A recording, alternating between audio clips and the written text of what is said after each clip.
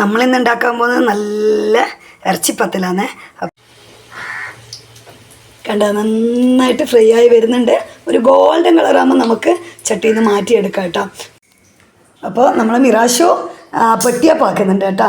ഞാൻ ഉണ്ടാക്കിയ മാവിൻ്റെ ബാക്കി കൊണ്ട് മിറാഷു പെട്ടിയപ്പം ആക്കുന്നുണ്ട്. മിറാഷു എന്നുണ്ടാക്കുന്നേ? പെട്ടിയപ്പം. മിറാഷിന് ഇങ്ങനത്തെ എല്ലാം ഭയങ്കര ഇഷ്ടമുള്ള കാര്യമാണ്. അപ്പോൾ അവന് പെട്ടിയപ്പം ആകുന്നിടയിൽ ഞാനൊന്ന് ഫ്രൈ ആക്കട്ടെ. അപ്പോൾ നമ്മളെ ബീഫ് പത്തിൽ റെഡി ആയിട്ടുണ്ട്. ഇനി നോമ്പുറക്കുമ്പോഴത്തേക്ക് സെറ്റാക്കി വെച്ചാണ്. നല്ല ക്രിസ്പിയാണ്.